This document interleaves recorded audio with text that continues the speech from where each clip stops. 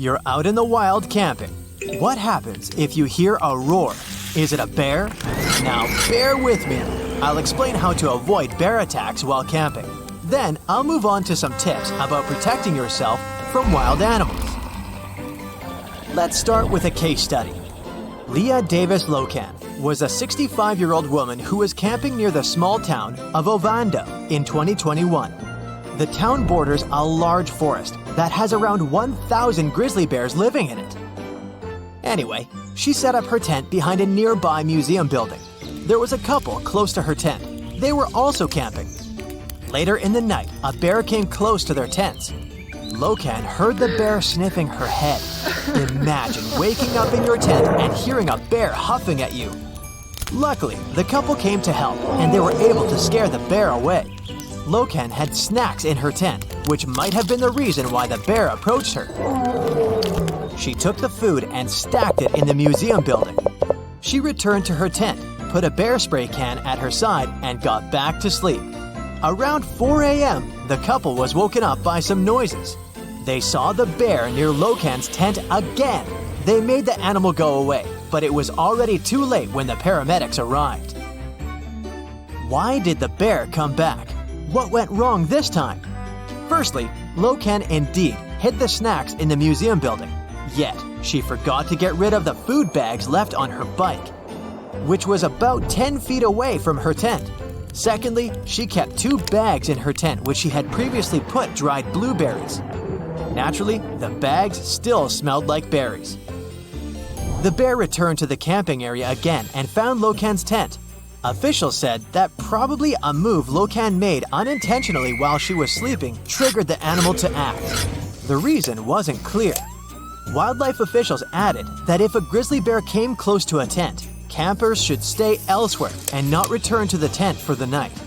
So, Locan's fatal mistake was to return to the tent for the second time. The bear was put to sleep after this event when it was caught in a nearby henhouse. This means improper food storage can have consequences for both animals and people. Would things go differently if Locan applied the Bermuda Triangle technique? This technique aims to give people a bear-safe camping experience. So probably yes. Bermuda Triangle suggests setting up your tent, kitchen area, and food storage 70 large steps, or, to be more precise, 200 feet apart from each other. Bears can smell food from 2 to 3 miles away. That's why the empty blueberry container was sort of like an invitation to the bear in Locan's case. But even if your food is kept away, a bear may approach your tent to investigate. And if you put your food in a further place, you'll be safe. First, you need to find a safe sleeping area. Your base is supposed to be that spot. It should be outside the triangle, not in the middle. At one vertex of the imaginary triangle, you have your cooking area. At the second one, you have a bear canister. And the last vertex is for the wastewater. Bears are likely to move between these areas. You shouldn't keep any food inside your tent or near your tent. Did you know that a black bear can smell 7 times better compared to a bloodhound? It might be surprising, but they can smell things like lip balm and food-splattered shirts too. So if you cook wearing one outfit, don't climb into your sleeping bag with the same clothes on. And leave your cosmetic products like lip balm in your backpack, away from your tent. How to store your food in these areas then? The answer is bear canisters. If you hang your food on a tree in a regular bag, you might not find it there the next day. It's better to store food inside a bear-resistant container. In some camping areas, using bear-resistant food containers is actually mandatory. Bears are smart and motivated animals, especially black bears, because they have become habituated to our food. This means once they've tasted it, they'll want more of it. Bears don't just look for food in camping areas. If you store some food in your car, they can get inside too. Imagine going to a bungalow on a mountain trip and parking your car in the parking lot. The next morning, you go to the car and see that it looks like a car from the Resident Evil game. A bear has bashed the closed windows. Bears can visually recognize and associate food-related stuff, like coolers. They can damage a car just for a can of soda or sweets. The solution is simple. Don't leave these kinds of items inside your vehicle. Can bears get into RVs too? A typical male black bear weighs around 200 to 300 pounds, and an average male grizzly is around 600 pounds. So yeah, they can. Luckily, they don't want to be near people unless they're hungry. That's comforting. Bears can come after you if you somehow trigger them though. The solution is, again, putting food-related things away. For example, don't leave your trash outside at night and keep your outdoor stove or grill clean. Motion alarms too can be effective to detect intruders. Speaking of motion alarms, I want to mention a newbie of the technology, the BearDar. It's a wordplay. This is an iPad-sized radar. This device is designed to detect polar bears. In some parts of the world, polar bears spend more and more time near human compounds looking for food. They sometimes encounter people, and it doesn't end well. A BearDar can be used to prevent such incidents. Since their prime hunting ground starts to melt, polar bears visit towns and dig trash dumpsters. The portable radar unit warns residents that a bear is nearby. When a person wants to get out of their house, they would know if the area is safe or not. How does it work? Well, the package consists of a radar and a camera. It either needs Wi-Fi or a network connection to transfer the data to a server, and, from there, to a computer or a phone. Here are some more wild animal safety tips. What will happen if you come face to face with a bear? I know it sounds impossible, but don't run or try to climb a tree. You should stay calm and slowly back away. Don't turn your back on the animal. Act as if you're the predator rather than the prey. Some sources say that if a bear makes contact with you, lie on the ground and play possum. Cover your neck with your hands and your face with your elbows. In that position, you'd think that an eternity has passed. But stay like that for some more time, as the bear might try to sniff you. If you get up too early, the bear can get interested in you again. If things go south and it tries to bite you, reply with all you've got. The basic principle is to give animals some space to leave. If you see a snake, move back. If it's a moose, again, give it some space. The moose warns you to leave them alone by tossing their head or smacking their lips. If it comes after you, then run. Try to put a tree between yourself and the animal while running. Squirrels might look cute, making you want to feed them. But don't forget, they're still wild animals. Plus, it's their territory. For the same reason, you shouldn't walk along the trail at night. You can't know for sure what to expect. Follow these rules and enjoy your time and beautiful scenery. Psst, run! Really, it's not safe out there. There's a saber-toothed tiger lurking around. You better be careful. What are you doing? Don't peek.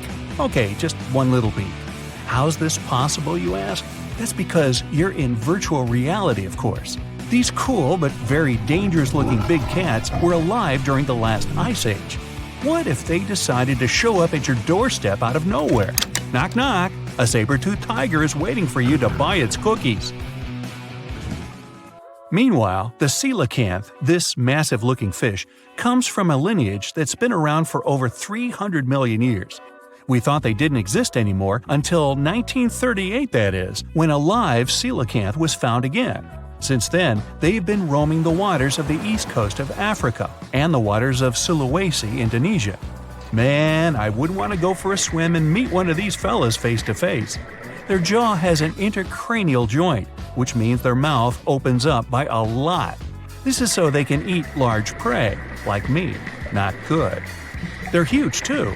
Imagine a fish that's as long as you're tall and weighing as much as an average human. The takahe, a flightless bird, was thought to be gone in the year 1898. They're very cute, small and multicolored, usually not taller than your knee. But picture this. You're out for a hike in the Murchison Mountains. Looking around, you spot the bird you thought was extinct. But there they are, as happy as ever, surviving and chilling. Whole colonies of takahes was indeed found just 50 years after they were pronounced extinct. Good job, tiny little birds! A singing dog. Ever heard of those? Riley does sing sometimes when he's bored or hungry, but these are real performers. New Guinea singing dogs. They've been only recently discovered again in the wild for the first time in 50 years. Still, they were never completely extinct to begin with. New Guineans made sure they were safe next to them. But in the wild? Very rare and hard to catch a sight of. Look, there goes one. The New Guinea singing dogs are called so because of their famous high-pitched singing. They sometimes sing together too. A dog choir of sorts, where they all howl together. I bet they sing better than I do in the shower. Not going far from this area, we have bats, but these ones are sort of different. You see, their ears are enormous. I guess that's why they're called the New Guinea big-eared bats. Clever. The species was found again when one of them was accidentally caught in a bat trap.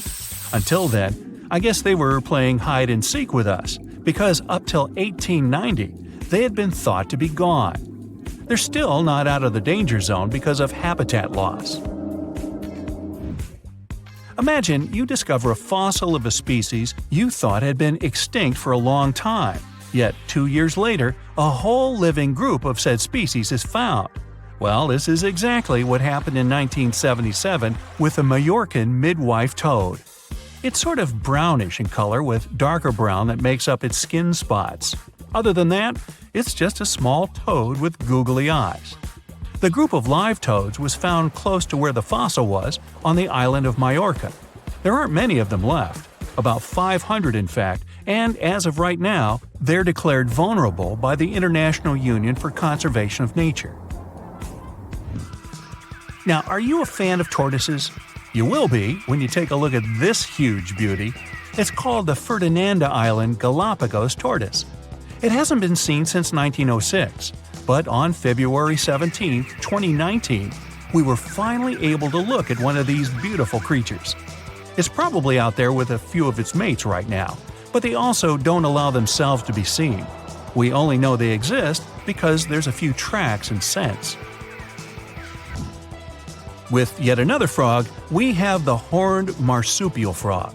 They're out and about in Ecuador, in the Chocó forest to be more specific. They're called this way because of their distinctive horns directly on top of their eyes.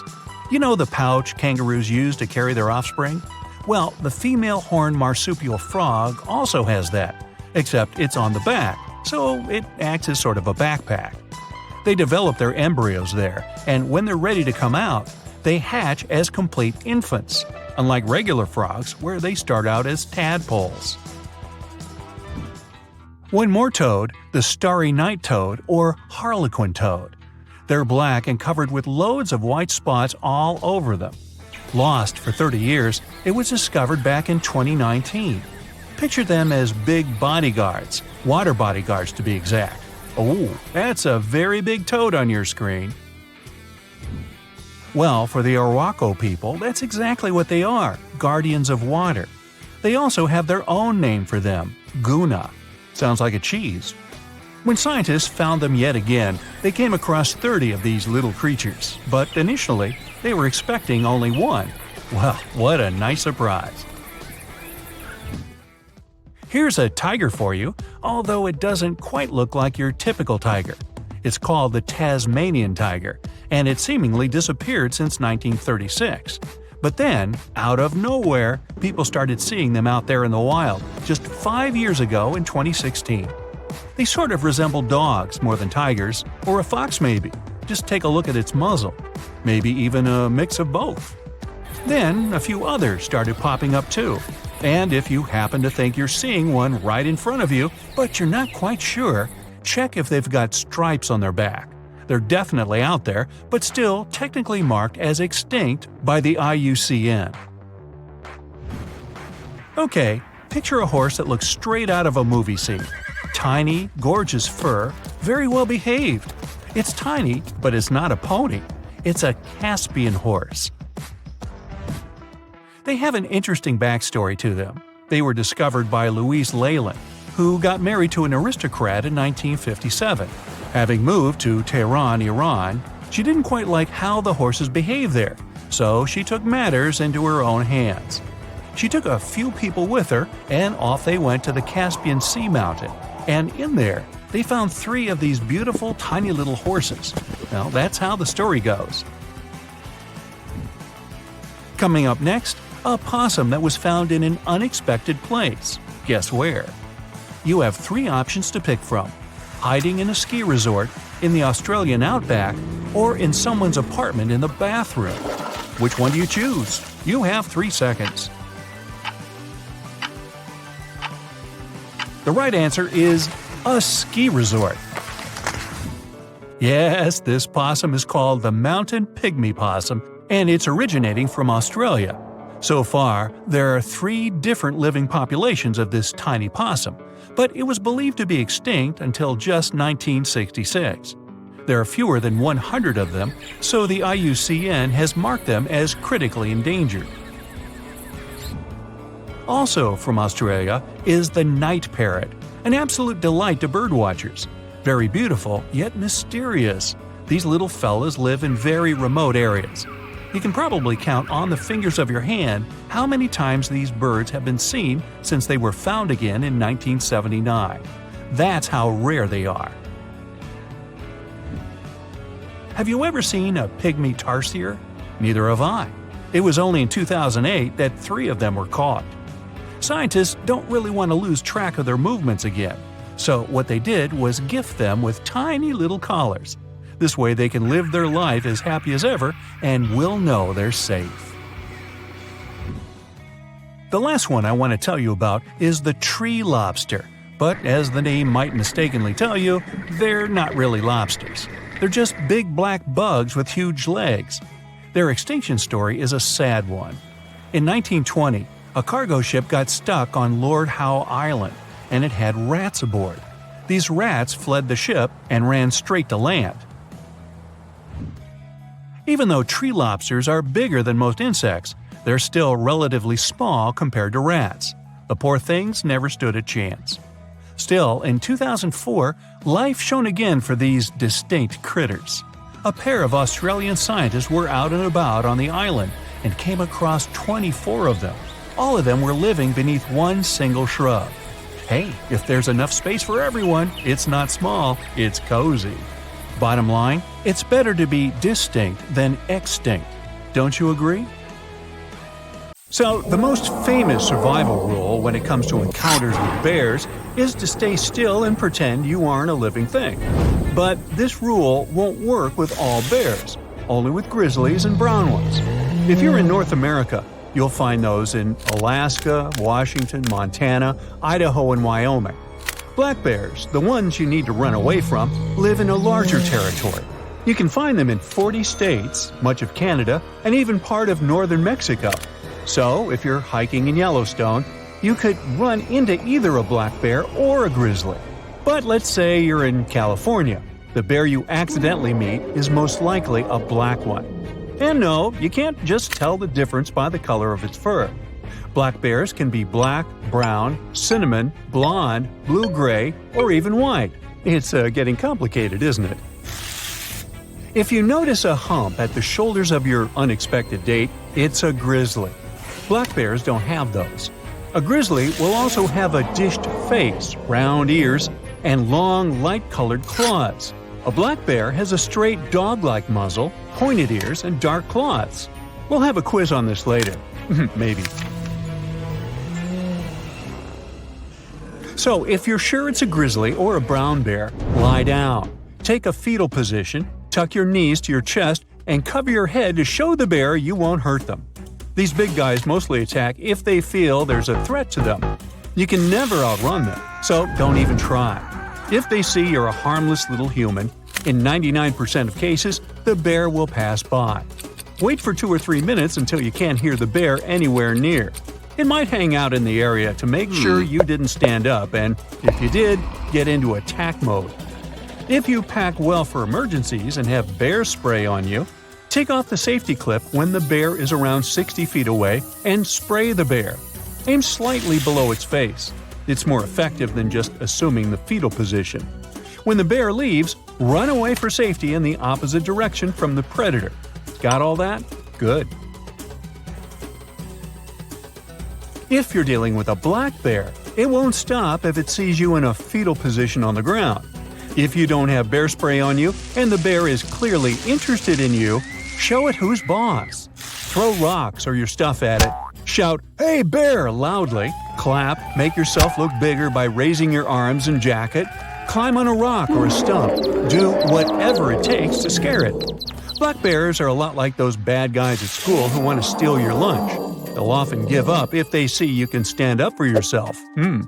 If the bear gets dangerously close to you, hit it in the eyes or nose and try to shock or stun it to make your unwanted hiking partner flee in fear.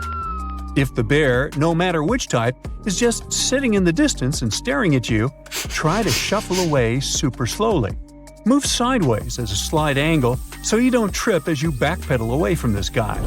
This way, the bear won't think that you're trying to run away and won't be triggered to chase you. Talk calmly to yourself to show the bear that you're a human.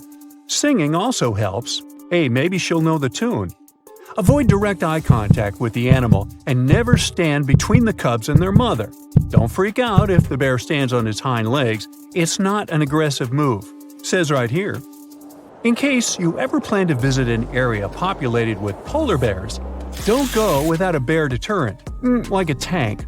Healthy polar bear males weigh half a ton, stand 8 feet tall on its hind legs, and can chase prey at 25 miles per hour. So don't go out alone. Hike with others and talk while you hike to indicate you're a group of humans. Remember, not all polar bears are mean predators who want to have you for lunch. Some of them are just going somewhere. If you spot one with your head down, stalking in, not trying to go somewhere but definitely trying to focus on people, that's when you should be alarmed. Move away from the bear slowly. Don't run. Only if the bear gets close to you, use your deterrents. Some people claim that ammonia is a great bear repellent. Bears really don't like it, so if you soak some rags in it and throw them in your garbage, the brown guests shouldn't bother you. And if you meet a bear in the wild and it's not that into you, ammonia could help you repel it. But it also destroys the nasal passages, leaving the animal without its sense of smell, which means it won't be able to sniff out food. It can also annoy a bear who wasn't planning to charge after you and provoke it to do so. Anything that smells interesting to bears, like food and stinky garbage, will make them notice you and come to check your camp out. So cook away from the camp and don't litter. If you put bear spray on your tent, you might attract unwanted fluffy guests. The pepper products in it smell like food, so that could be one way to attract bears. If you notice a bear standing along the road, resist the urge to stop and take photos. Move at least 100 yards away and pull over to a safe location. Roadside bears quickly get used to humans and traffic noise, which can become dangerous for their lives. And they're more likely to approach campgrounds and picnic areas in search of human food. People who live close to the wilderness and on the mountains are used to bear visitors and don't fear them. Douglas Harder spotted a mother black bear and her 2 cubs emptying the bird feeder on his second-story deck. Once he returned home after a while and found that a bear had broken into his kitchen through a partially open sliding door.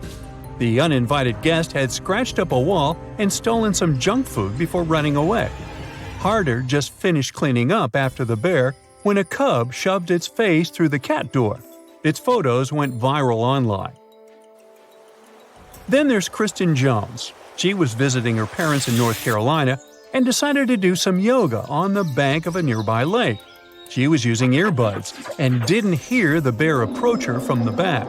Suddenly, she felt someone sniffing and licking her neck. She thought it was her neighbor's dog and stretched her arm to pet it, and that scared away the animal. Kristen managed to snap a couple of photos of the bear moving away, although no one believed the licking story. She remembers this as the scariest moment of her life and hopes it will never repeat. As for the bear, he was most likely spotted in the area looking for food in trash cans and on other people's decks. Scientists who observe polar bears note how incredibly smart these animals are. Members of Polar Bears International have captured hundreds of photos to better study these animals. Before they started using a special cage, they would take photos using a camera that was on the end of a long pole that would be lowered from a height. One day, the camera's flash went off right in front of a bear's face. He didn't appreciate the paparazzi move, but instead of ruining the camera, the bear calmly extended one arm. Then, it stretched one claw and touched the lip of the camera's lens. The animal kept the claw inside and wouldn't let go of the camera. The photographer was trying to move the pole, but it was pointless. After 15 minutes, the bear looked up at him and finally let go of the equipment. It looked like it was trying to send a message never to use a flash on it again. A loud growl off in the distance makes you sprint even faster through the jungle. You run past rocks and bamboo without even looking where you're going. But you're not running away. You're running right at it. You slap yourself in the face to wake up. In front of you is a giant footprint of an ape-like creature. That's one big Bigfoot. It's not human, that's obvious. And there isn't a gorilla. There aren't any gorillas native to southern China. Is someone playing a prank on you? Here, in the middle of the jungle? Not likely. You keep walking, hacking away pesky vines and leaves. It's a scorching hot day, and you're sweating all over. You take a sip of water every 5 minutes. Then, every 5 seconds. And worse. Your skin is apparently the hottest new buffet around. Hundreds of hungry customers, well, mosquitoes, buzz around, waiting for a second helping. It's almost sunset now, but you're determined to find your prize. Suddenly, a large shadow blocks out the sun. Whatever it is, that thing's huge. You freeze. You're cold and afraid. Your heart is racing. Should you turn around? There's a Goliath of an ape behind you. A footprint that big, what else were you expecting? It towers over you, easily 10 feet tall, and looks at you. Is it curious or hungry? Neither seems like great options. It would look so impressive if you weren't scared out of your mind. No sudden moves. It'll either run away or make you unrecognizable if any search party comes around looking for you. You slowly take out your camera to snap some pictures of it. So far, so good. It's just watching you do your thing. But as you click, the flash hits it right in the eyes and it runs off into the depths of the jungle. You just had to switch the setting to automatic, didn't you? That ape you just saw was this huge beast. It existed until 300,000 years ago and might have weighed up to 1,000 pounds. Researchers think this ape went extinct, not because it froze or anything, but because it couldn't adapt to its new environment. Pretty much everything around it started to disappear, including its food, mostly fruits and bamboo. It's so awesome. Let's call it Giganto. These monsters weren't climbing up trees. They didn't have to. They could just reach up and grab whatever they wanted. Their closest relatives, orangutans, were able to adapt to new conditions of the Ice Age by expanding their diet and trying new things, like bamboo hot dogs and orangutan skydiving. Only kidding. By studying the shape of its jaw and teeth, scientists are pretty sure it was a herbivore. So don't worry, these apes aren't going to think you look like a mid-morning snack. But that doesn't mean they'll be picking daisies while you stand nearby snapping some selfies. A powerful gorilla can lift around 20 times its own body weight, which means that it's around 10 times stronger than a human. And on average, a gorilla weighs somewhere around 300 pounds. You don't need to do the math to know not to mess with these awesome creatures. They can take down a banana tree without even breaking a sweat, and could probably bench about 5 times the world record. Giganto would tear it up in the Olympics, literally. You're still in shock, even though a snake is slithering right up your arm. You pull yourself back together and brush it off. You've already had your fill of freaked out for the day. A snake doesn't even make you flinch. Did you really come face to face with an actual Giganto? Maybe the last of its kind? You race back to your colleagues and they can't believe it. The next day, you gather some of the more brave researchers and head back out into the jungle. Everything looks so peaceful. You and your team are trekking through a panda's paradise. Bamboo as far as the eye can see. But today, you're on the lookout for Panda's big bad grandpa. If it was a Giganto you saw that fateful day, chances are it'd love this bamboo grove. In such a lush environment, competition for the best real estate could be fierce. And pandas aren't exactly scared. Nobody knows how peaceful Giganto was, but even herbivores get angry. You retrace your steps to the same spot where you encountered the creature the other day. Nothing, not a single clue. Then, footprints. Bingo! They might not be gigantos, but your instincts tell you to follow them anyway. You reach a vine-covered cave next to a small stream. A lot of the bamboo branches have bite marks around the edges. Large or small, most wild animals don't really like sleeping out in the open. It's time to check out that cave. The intriguing thing is that this cave looks like it was built from the ground up. Did this creature evolve enough to figure out how to build a DIY home? Other animals do. Beavers have a built-in instinct to construct dams and rivers. That's how they stay safe, and that's where they store their food. Plus, the dam lets them chill all day in their improvised pool. Did Giganto really build this thing? You and your team approach the cave cautiously. You don't know if it's in there sleeping, or maybe a dozen of them are watching you all, waiting for you to enter. Maybe it's out gathering food and only comes back at night. You can definitely hear something, but it's not the sound of a fierce creature. It sounds more like a beep. You tiptoe in and see your watch, the one you dropped when you first saw Giganto. Out of nowhere, you feel a rumble. Earthquake! No, it's deeper. It sounds emotional. It's a growl. You turn and see Giganto at the mouth of the cave, standing tall like a boss. After a minute of direct eye contact, it runs off again into the jungle. This time, though, you caught the whole thing on your phone. A couple of shares later, you're the proud owner of the most viral video of all time. The internet loses its head. Giganto's real. The real-life King Kong walks among us. And then the real nightmare begins. Thousands of tourists descend on the quiet jungle, looking for their very own glimpse of Giganto. Hotels, restaurants, tours, new roads. It's not a quiet jungle for long. Hollywood's having issues. It already made a bunch of huge ape movies. Now it turns out the real one's way cooler than their wildest dreams. The best ape movie ever turns out to be a documentary about Giganto. Unlike other creatures coming out of the shadows, a Giganto comeback is definitely not as dangerous as, say, if a megalodon showed up. Remember Meg? The biggest shark and marine predator to ever roam the oceans? A shark big enough to take a bite out of a boat. Not exactly great for the fishing industry. Or what if the Titanoboa came back to life? A 40-foot giant constrictor? A vicious snake the length of 2 giraffes? At least Giganto can't swallow you whole. Giganto would probably end up being good for conservation movements, another awesome part of nature that we need to protect. I wouldn't be surprised if Giganto became China's new national animal. Move aside, panda! And most probably, they wouldn't be a threat to us, just the opposite. Humans are wiping out their territory daily. Who knows? Gigantos might start living closer to rural villages, maybe even interacting with humans. But if they get protection, these big apes might just survive.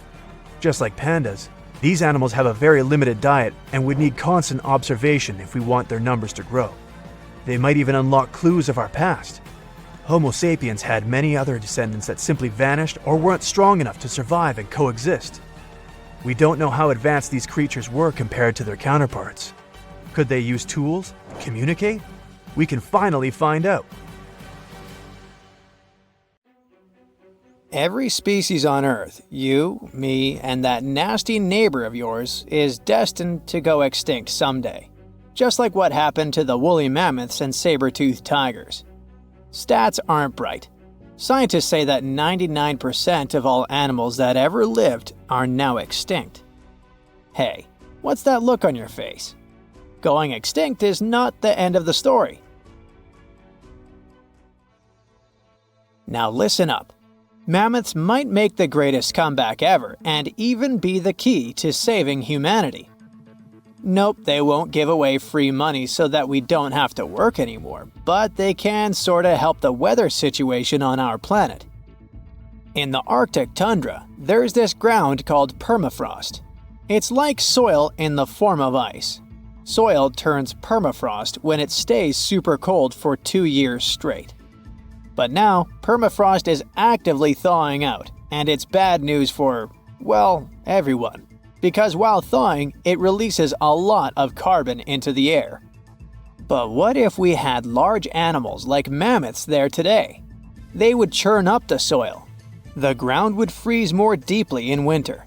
And then, in summer, a layer of grass would help keep the ground cool and prevent the permafrost from melting. Some scientists think that's a great solution. So now there's a company in the US that's trying to bring mammoths back to life. Okay, you got me. Not actual mammoths, but a sort of hybrid between an elephant and 1% mammoth DNA. It would be a northern elephant. Getting mammoth DNA is easier than you might think. They actually only went extinct about 10 to 14,000 years ago. Scientists are hoping to have their first elephant-mammoth hybrid by 2027. Let's hope it doesn't turn into a real-life Jurassic Park. Australia. A nightmarish place and a home to the most fascinating creatures on Earth. But here, the sad fate befell the Tasmanian tiger, also known as thylacine. Don't mix it up with the Tasmanian devil. That one is living and thriving.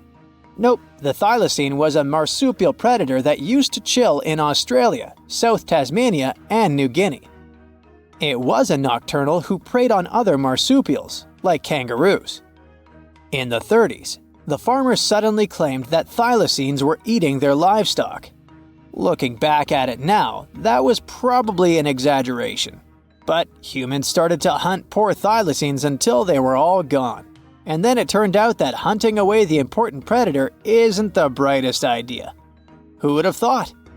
You see, thylacines kept things in check by eating bad animals. So once they disappeared, the Australian wildlife was basically doomed. 35% of total mammal extinctions on Earth happened here. That's an awful world record. I know it sounds gloomy, but hey, maybe we can fix this.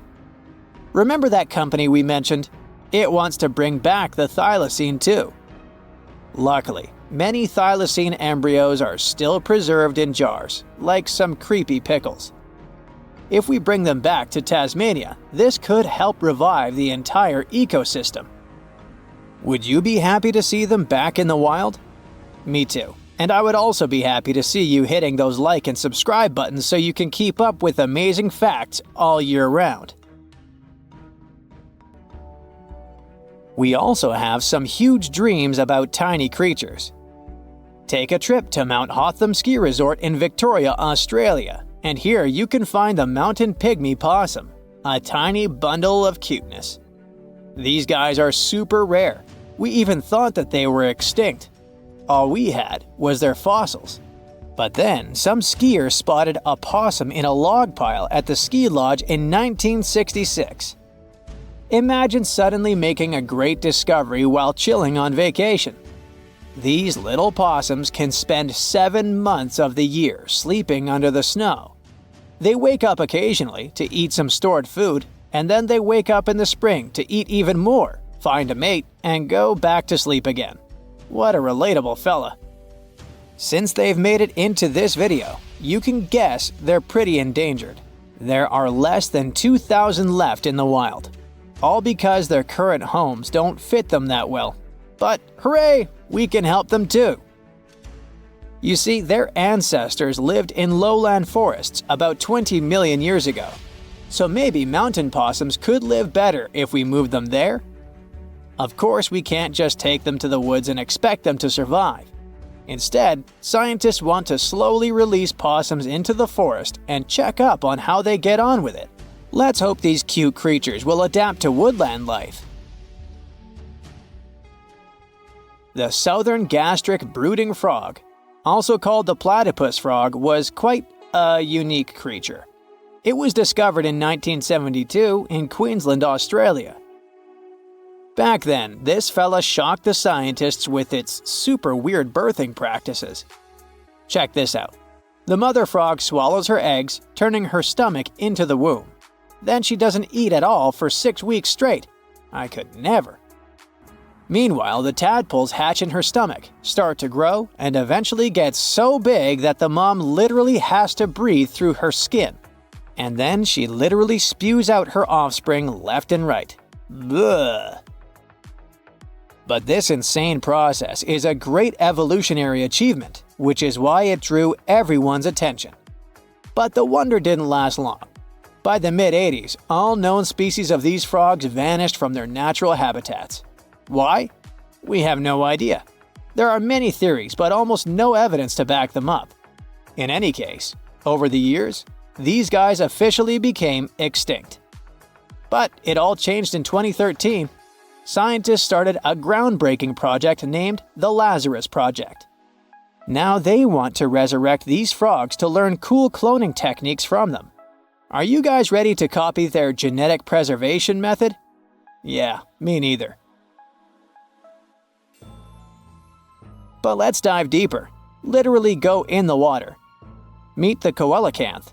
This creature lived in the oceans back when the dinosaurs roamed our planet, and didn't even notice the asteroids. These guys are the Methuselahs of the sea. They can live up to 100 years, and they don't even start thinking about leaving offspring until they're around 55. At least they've got plenty of time to live for themselves. We actually thought this creature had gone extinct about 65 million years ago. But then, the first Latimeria specimen was discovered off the coast of South Africa in 1938. Now they're known as living fossils. And these fish are enormous. They weigh around 200 pounds. They're also super stylish, with those lobe-fished paddles that make them look like disco balls. Oh, and they're great aerialists. Thanks to those versatile fins, they can even do headstands and swim belly up. The coelacanth is also a bit of a homebody. It's not very energetic and likes to live in underwater caves during the day, only coming out at night to snack on smaller fish and squid. Another animal who's literally me. Now we're trying our best to preserve this species, and I won't be surprised if it outlives us all. And finally, let's talk about the largest and most awkwardly looking flightless bird from New Zealand, the South Island takahe. The tale of the takahe started way back in the Middle Ages. Humans accidentally hunted them all away, and by the late 19th century, it seemed there were none of them left. But then, they were rediscovered in New Zealand in 1948. Poor guys did all they could to hide from us in the mountains, but we still got them. But it's different now. Since then, we've been trying our best to save them from extinction. There's a takahe recovery program going on, and it shows great results. They managed to greatly boost the number of birds in the wild. As of 2023, the takahe population has grown to around 500 birds. They're now considered nationally vulnerable, not nationally critical. It's a little progress, but progress nonetheless. Let's keep it up. Currently, there are approximately 20 billion animals inhabiting our world. If everything were ideal, we would have 5 billion more animals on Earth. But many species have gone extinct, and around 44,000 species are currently in danger. The largest, most recent mass extinction event in history occurred during the dinosaur era, leading to the eradication of 75% of species on Earth. The Tulachi wallaby is a long-lost relative of today's kangaroo, but they had a hidden superpower, night vision. That's why they were mostly active at night. They were 3 feet tall and fed on grass, fruit leaves, and other plants. Wallabies lived in grassy areas near swamps and other water bodies, but not for long. By the 19th century, their numbers had gone down, bringing them to the edge of extinction. Only 14 wallabies had been left in the wild by 1920. A rescue mission was launched. They tried to capture the last 14 animals to protect them. But the situation got out of control and 10 wallabies lost their lives. The 4 remaining ones were transferred to a special facility, and in 1935, the last animal passed away. Only one picture of the Tulachi wallaby is left now. There were reports of the animal's sightings after that, but no proof was shown, and the creature was officially declared extinct in the 70s. Short-faced bears were a unique species that lived in North America, particularly Alaska. It was a massive bear, weighing around 1,500 pounds. When standing on its hind legs, it was around 12 feet tall, a whole foot taller than today's biggest beast in this family, the polar bear. This animal was different from today's bears because almost all of them are omnivores, except for polar bears. But this monster was solely carnivorous, which was the reason for their extinction. During the end of the Ice Age, many herbivores were gone, and those bears did not have enough food to survive. They were the Usain Bolt of the bear world, the fastest Bruins to have ever lived, reaching a top speed of 40 miles per hour, which is 5 miles faster than grizzlies. There are around 400 million pigeons in the world now. Some time ago, in America, a species of birds called passenger pigeons were abundant throughout the country, especially in the eastern forests. There were more than 1 billion of them, but they went from 1 billion to 0 in a few years. They had small heads and necks, but long tails and wings and strong breast muscles that allowed them to fly super long distances. The last passenger pigeon passed away in captivity in 1914. It was named Martha. With that, the ecosystem in the U.S. has never seen this bird again. Now, elks are enormous animals, but they look tiny when you compare them to long-gone Irish elks. That elk was around 7 feet tall at the shoulder with a humongous antler of 12 feet. Today, elk are only 4.5 feet tall at the shoulder and have around 4-foot-long antlers. Despite its name, this elk was found all over the world, from Asia to Europe. It got its name because, in Ireland near Dublin, researchers found a perfectly preserved specimen. Since then, it's been called the Irish elk. The last one passed away in Ireland. The main reason for their disappearance was their inability to adapt to changes. When the Ice Age ended, the elk could not survive and became extinct. Now, somewhere deep in the forests of Costa Rica lives the interesting-looking golden toad. It was discovered in 1966 in one particular spot where all toads would gather to mate. In 1967, a large population of this golden nugget was noted in that same spot. But the following year, only 10 to 11 toads were seen, and the year after that, in 1968, only one lonely male toad showed up at the spot. For years, there were searches for golden toads. In 2004, the toads were officially declared extinct. Humans were not responsible this time. The drought in the area in the 80s had a significant impact on the toads. Still, the last straw was the arrival of a new fungal species that caused the animal's skin to thicken, eventually leading to the toad passing away. This chytrid fungus is responsible for the extinction of more than 90 frog and amphibian species, becoming one of the biggest threats to their lives. Now, Canada is a very cold country, no surprise there, and nobody would expect tropical birds like parrots to live there. However, there was a parrot species that lived in America and some parts of Canada. I'm talking about the Carolina parakeet. Those were truly beautiful birds with orange-yellowish heads and green bodies. Their favorite rest spots were big trees alongside rivers. This parrot's favorite food was cocklebur seeds, which are poisonous to us, but the bird had no problem eating them. Also, they used the dangerous cockleburs as a defense mechanism. After they ingested loads of them, their meat became poisonous, and predators do not enjoy eating toxic birds. Carolina parakeets were abundant, there were millions of them.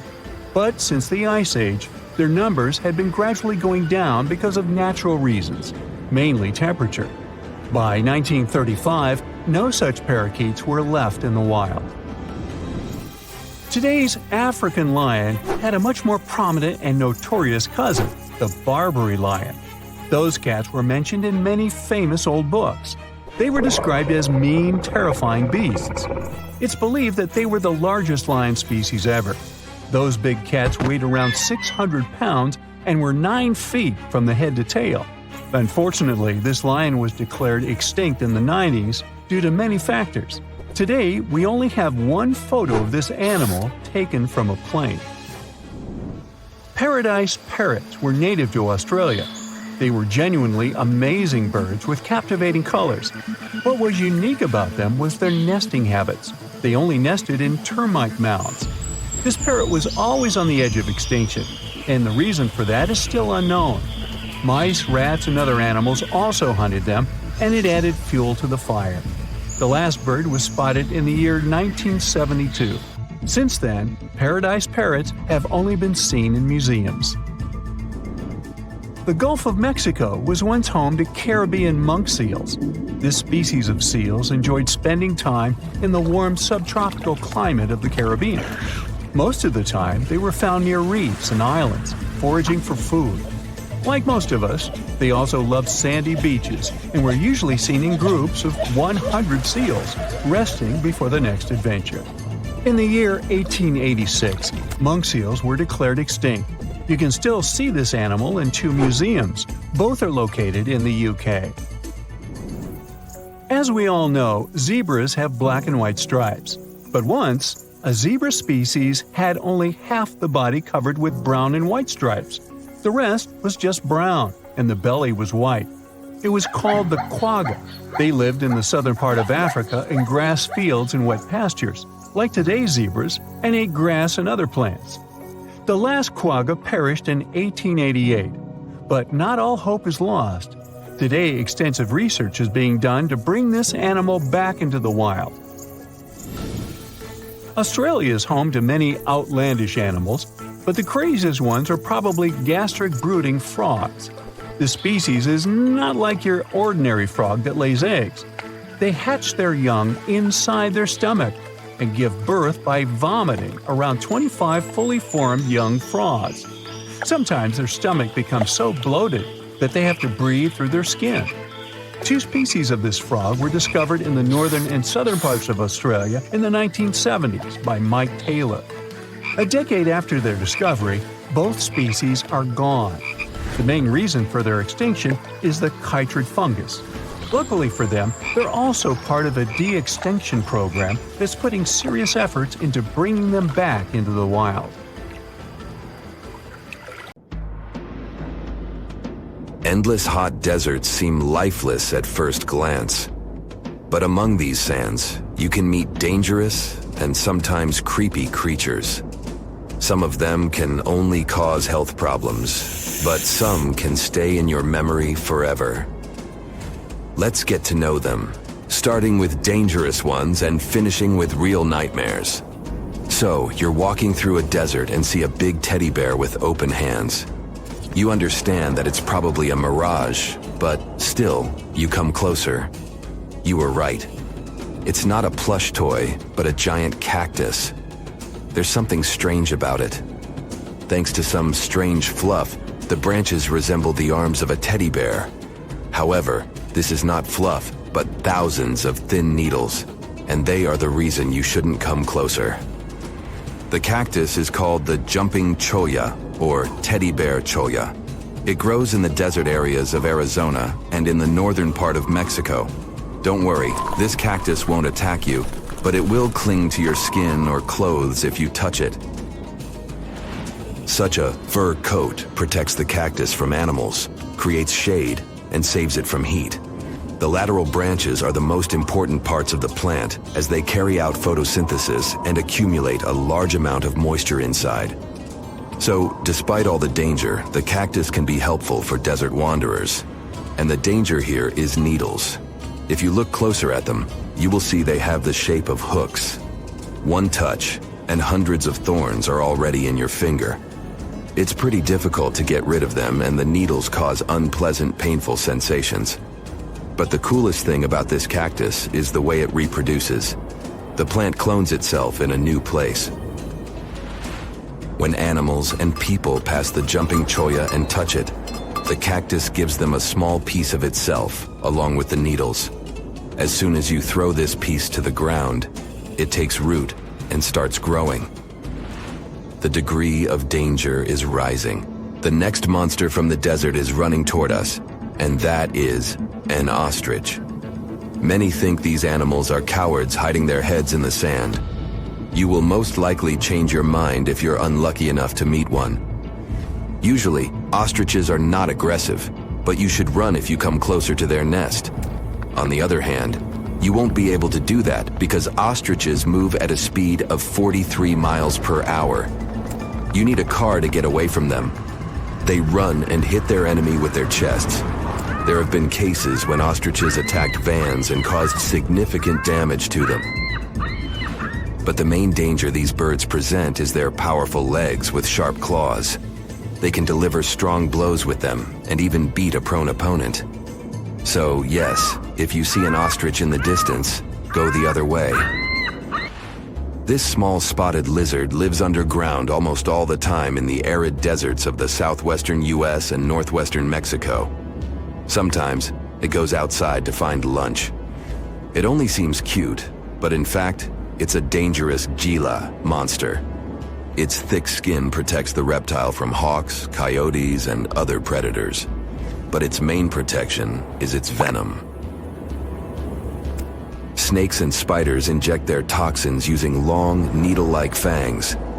The Gila monster clamps down and chews the prey to spread the venom. And when it bites a person, it can keep its jaws closed for a long time. Getting rid of the animal is a tricky feat. People who have experienced the effects of the venom say it feels as if hot magma passes through the veins. Despite this, the lizard turned out to be useful for science. Doctors used its venom to create medicines for diabetes and obesity. The time has come. Now you're about to meet one of the creepiest creatures living in the desert. Be quiet and listen to the silence. Stand still. There's no one around. Suddenly, you hear some hissing coming from below. You lower your head and see it. A big yellow spider the size of a human palm with strong jaws and long legs hides in the shadow of your body. In horror, you run away from this monster, but it goes after you. It isn't easy to do it in this situation, but try to calm down.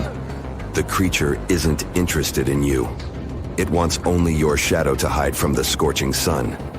Anyway, it's better not to touch it.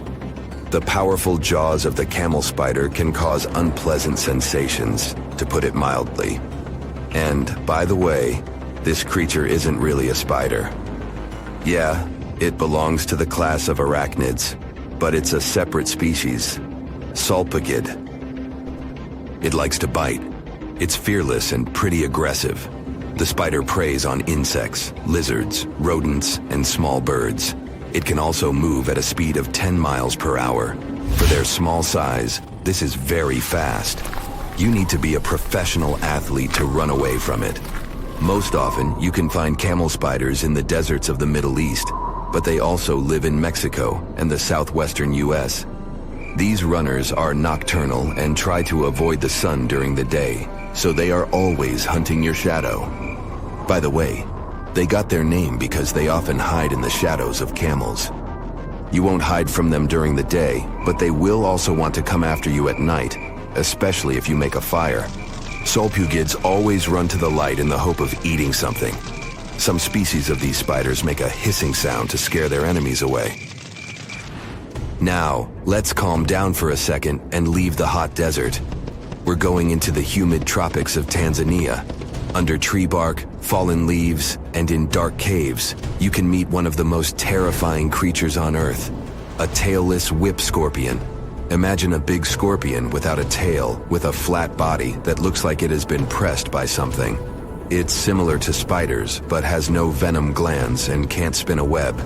This monster is silent and fast, but the scariest thing is its 2 front claws, twice as long as the creature itself. Any prey it catches will never escape. Life in a dark cave has spoiled its eyesight, so the whip scorpion tries to avoid sunlight. During molting, it climbs up to the ceiling and slowly comes out of its old skin. Imagine directing your flashlight there and seeing small cocoons out of which pale spiders with excessively long legs crawl. If you really meet it, be calm and slowly go away as far as possible. Be careful. The flat scorpion can crawl under your clothes in a second and bite you in the stomach. And that's not the worst part. Okay, this is a joke. This pretty guy is one of the shyest and most harmless creatures among spiders and scorpions. It's afraid of you and will never attack. Many consider it beautiful and keep whip scorpions in glass terrariums. If you want such a pet, carefully watch it so that it doesn't run away from its house. If it happens, it will be pretty challenging to catch it again. In a matter of moments, it can get under your bed or go through gaps in the floor. Then it'll go to your neighbor's apartment through a ventilation system and scare people there. Okay, how about one more scorpion? It's not as creepy as the other creatures in this video, but it's the most venomous scorpion in the USA. This is the Arizona bark scorpion. The problem is that you can see it in the desert, in your home, or in the yard. These dangerous venomous beasts crawl into rooms and often sting people. One time is enough to cause pain, similar to a bee sting, but someone with an allergy may experience paralysis, breathing problems, and other health issues. You're in your car driving back home when you see some dogs up for adoption. You figure, why not rescue a cute pooch and give it a warm home? You pull over and see a massive Goliath of a dog. It's got pointy ears and huge paws. Its eyes are deep and sharp. You're staring at a wolf-dog hybrid. This can happen in the wild, and it's pretty common to see in many households. It's actually the most common wild and domesticated animal cross out there, with an estimated 400,000 of these as pets in the United States alone. There are many combinations of these animals, but the most common are gray wolves mixed with German shepherds or Siberian huskies. These crosses may seem majestic, but they're really dangerous to have around the house. Many cases were reported of wolf dogs attacking their owners for random and unpredictable reasons. It's best to leave these doggos alone. And speaking of wild doggos, some of the most dangerous ones out there also look quite adorable. You better keep some distance if you ever come across one of these, because they will chase after you. They're even called the kings of Australia, the one and only dingo. These animals have been around for hundreds of years across Southeast Asia to Australia. Their golden brown color blends with their surroundings, making them even more dangerous when lurking around for prey. And just like a wolf-dog hybrid, many dingoes are also bred with domesticated dogs to create a dingo-doggo combo. Yeah, I said that. Now, that may sound cute, but they're anything but.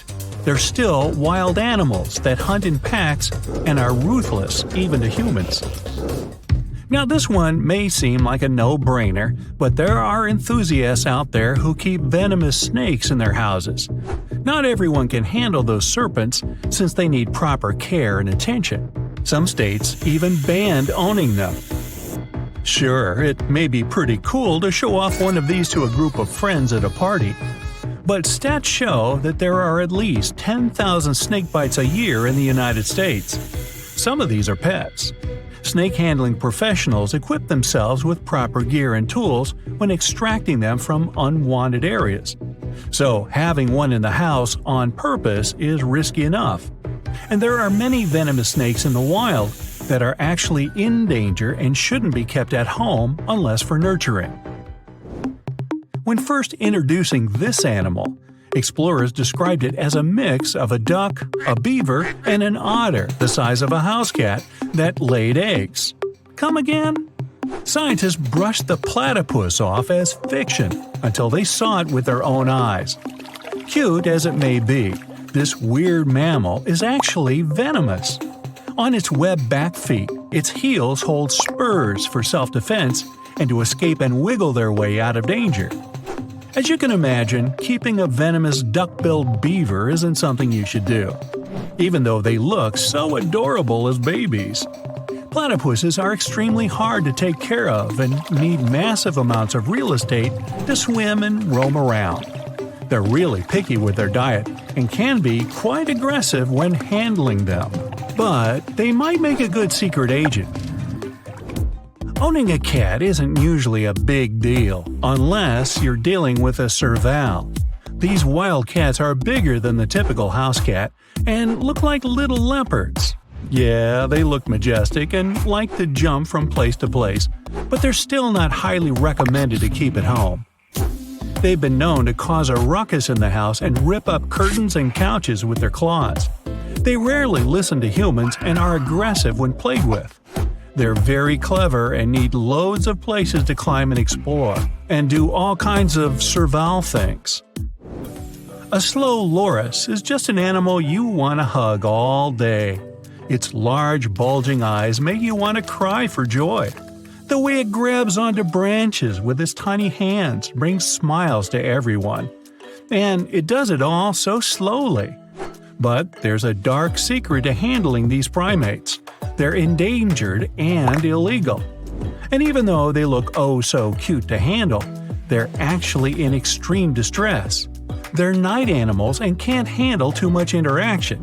And it's enough knowing they're actually venomous. They're the only primates in the world to have a toxic bite that can pack a hurtful punch. At least it won't be hard outrunning these creatures. Koalas are also animals that enjoy climbing tree branches and eating. But having one of these at home is totally unadvisable. These animals are very protective of their young and aggressive if they feel threatened. And despite being called koala bears, they're not related to bears at all. They're marsupials, or in English, related to kangaroos and wombats. And like kangaroos, they have pouches for the babies to grow up in. They have opposable thumbs like primates and humans to grab onto branches and climb. Trying to domesticate these animals won't work, and feeding them is the main reason they can't live with humans. They need special eucalyptus leaves that grow in forests in order to survive, which means they need large forest ranges to thrive. What do you get when you have a possum-looking animal the size of your palm with wings? Nope, not a bat, but a sugar glider. And they don't actually have wings, so they don't technically fly.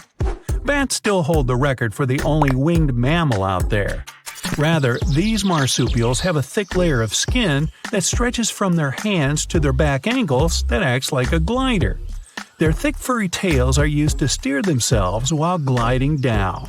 And while they might seem cute and superhero-like, they don't belong indoors with people. They're animals that are naturally born to live in big families with their own kind. When people get these animals as pets, they usually have one or two at home, and they need trees to scale up and glide down. Not to mention sugar gliders are nocturnal and sleep all day to be active at night, which goes against humans, unless you're a night owl. And speaking of owls and other nocturnal creatures, owls are animals that shouldn't be kept in cages or in barns. We've all fantasized about an owl carrying a letter to our windows when we were younger. But that doesn't mean owls are these magical creatures that can be kept as pets. For starters, owls are solitary creatures and don't understand a flock mentality like many other birds, which is why they're not accustomed to having company and being cuddled with daily. And if you decided to keep an owl indoors, then consider your furniture gone. Owls need space to fly around and do owlish things. So, your curtains, pillows, and bookshelves won't be spared. And being nocturnal animals, owls tend to throw the biggest parties at night when everyone's sleeping. Now, hedgehogs may seem like the perfect pet to have around the house, but they come with some restraints. Although adorable little animals, the prickly spikes on their backs may not be for the faint-hearted. Many injuries can be a result of mishandling and the fact that they roll up into a cute ball for self-defense. They're solitary creatures as well, and can't be around other hedgehogs or anything they might find threatening. And, like most solitude lovers, hedgehogs are nocturnal and like to go for late-night cruises alone. So, if you do happen to get one of these spike balls, make sure to have a lot of room for it to explore daily. With a ringed tail, reddish-brown color, these fluff balls make the best cuddle companions out there. I mean, who can resist the cuteness of the red panda? And no, it's not related to the giant panda, but it's still as cute. And I don't mean to burst your bubble, but it's best to leave these creatures alone. They're found in Southeast Asia in dense rainforests and can't be in captivity. And just like cats, they have sharp claws that'll redecorate your home interior, and not in a good way. When threatened, they release a foul odor to escape from danger. Hey, I can relate. Although its big fluffy ears make it even more irresistible, it's best to let these guys do their own thing. Your heart is racing. You're running for your life from one of the biggest creatures you've ever seen. A giant reptile on 2 legs, sprinting right behind you. You hear the sound of a raging river next to you, but decide not to jump in. Thick leaves and bushes keep blocking your path, and you keep getting stuck in the mud. Everything around you is out to get you, and there's nowhere to hide. You spot a hollowed-out tree trunk and crawl inside. Whatever's out there is getting closer and closer. You hear deep guttural breathing and huge stomping. It's getting closer. You see a large tail from a crack in the tree trunk, swinging and knocking down bushes and small trees. Whatever it is, it's sniffing you out like those dogs at the airport. And right next to your face are giant bugs the size of a house cat. Perfect. You've always been scared to even look at crawly little things, but this one's so close and so big, you can actually see its facial features. It's looking at you like you're the alien. You want to scream, but can't. Then, out of the darkness, more bugs. They're curious things, flicking their antennas all over your body. Okay, this is too much. A bug is one thing, but now, a giant centipede thing is crawling your way. Its fangs are the size of your thumb. You dart out of the tree trunk and come face to face with a giant monster. It stops and stares at you, knowing you have no place to go. Claws and teeth the size of bowling pins. That's enough to keep you up at night. It's getting ready to charge right at you. Welcome to the most dangerous period and area in history for a human, the mid-Cretaceous Sahara. This place was thriving around 100 million years ago in what would now be North Africa. Back then, the continents were all arranged differently, and the weather was wild. Extreme storms were pretty common, and temperatures would rise and fall like a Mexican wave at a soccer stadium. Then, sea levels started to rise. Water flooded the Kem region, an area between modern-day Algeria and Morocco. Over the next millions of years, asteroids, volcanic eruptions, and other natural disasters wiped out everything else. Bye-bye, dinosaurs. Thanks for playing. You probably think of the Sahara as one of the most inhospitable places on Earth, but back when it had trees and rivers, it was even more dangerous. The famous River of Giants was a huge river system that stretched from modern-day Egypt all the way to Morocco. The land was flat and not much vegetation grew there, but it was enough for life to exist. Frightening, scary life. That creature you're staring at, it's a giant, scary-looking theropod, and it's out to get you. Imagine a T-Rex-like dinosaur that's more than 32 feet tall and has an epic jawline. Scary stuff. They were the top dogs in the food chain back then. And that's why this place and period in history was so unique. The entire area had an incredible imbalance between hungry dinos and poor little dino snacks. There wasn't enough food to go around. Scientists were never able to find much evidence of herbivores. That means it might have been a royal rumble of carnivorous creatures waiting to pounce on each other at any moment. So, after a while of having a stare-down contest with a giant theropod, a shadow creeps up on you from behind. You're too scared to turn around, but the growling is louder than anything you've ever heard. It shakes you to the core. You turn around and see a Spinosaurus, and that's about all you can see. You know how they always show the T-Rex as the king of the dinosaurs? Well, this one would be, what, the emperor? It stands about 50 feet tall and has a sail of scales on its back, the size of a regular human. Then add in a crocodile-style snout with razor-sharp teeth and some short, powerful legs. Its diet mainly consists of river fish, but it's looking at you like you're a delicious fish taco. The two alphas are now in a standoff, with you stuck in the middle. But before you close your eyes and get ready to be eaten, they begin fighting each other, knocking down trees. You tiptoe your way out of there and run. The further you go, the better, right? Wrong. Not here, because everywhere you go, there's gonna be something dangerous.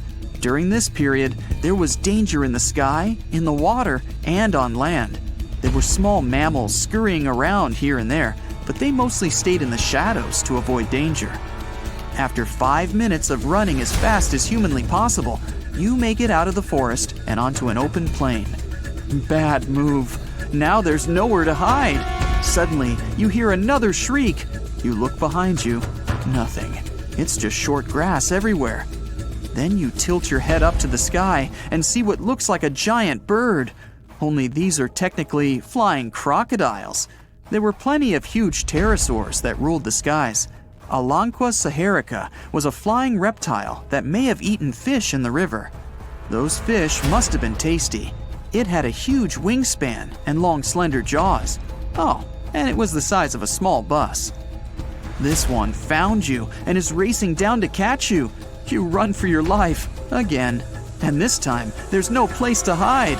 Suddenly, you feel talons grasping onto you and you're lifted off the ground. You soar up. If you weren't scared out of your mind, you might have noticed how beautiful the giant river channels below you are.